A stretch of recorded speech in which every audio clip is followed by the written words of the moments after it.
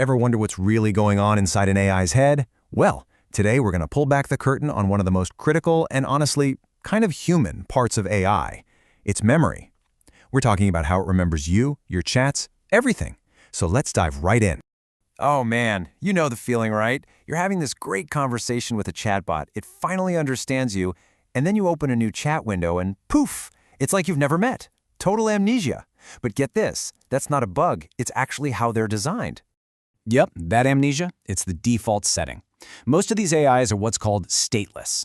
And that just means every single time you talk to it, it's starting from a completely blank slate. No history, no context, no memory of you whatsoever. So, what if we could change that? What if we could give it a memory? Well, that's exactly what's happening right now. Okay, so how do you solve AI amnesia? Well, developers are looking for inspiration from the best memory system we know of, our own brains. Seriously, they're trying to build an artificial memory for AI, and you're going to be surprised by just how much it looks like ours. I mean, the comparison is pretty amazing. Think of it like this. For short-term memory, the AI has something called a context window. It's basically a digital scratch pad for what you're talking about right now. And for long-term memory, it uses a vector database to hold on to important stuff from all your past chats, sometimes for weeks or even longer. It's the AI's version of remembering that conversation you had last Tuesday.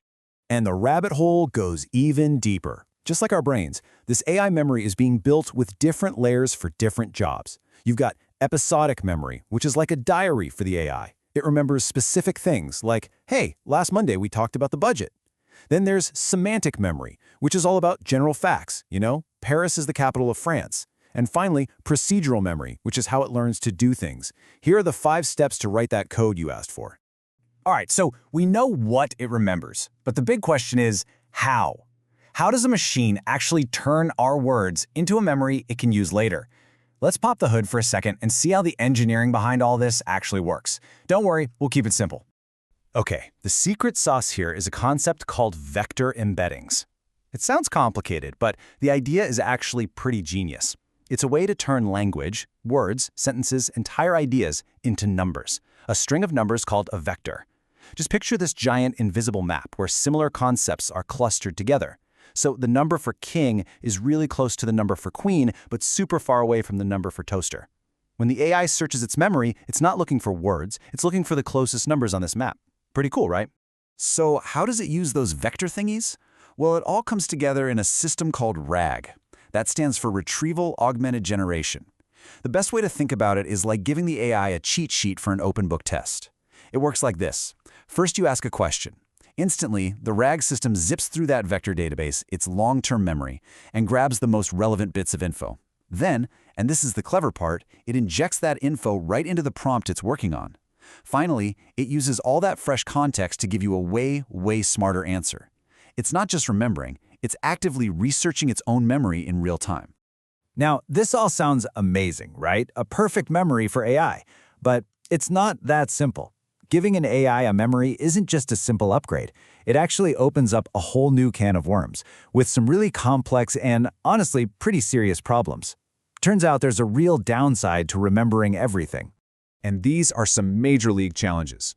For starters, privacy. I mean, if an AI remembers everything you say, who owns that data? Who controls it? Then there's the cost. Storing every single interaction for millions of people is just wildly expensive. You also get these weird technical glitches, like the lost in the middle problem, where an AI in a really long chat can literally forget what you talked about in the middle of the conversation. And maybe the scariest one, memory poisoning. That's where a bad actor could deliberately feed the AI false information to corrupt its memory. So, here's the bottom line. The most important thing to remember.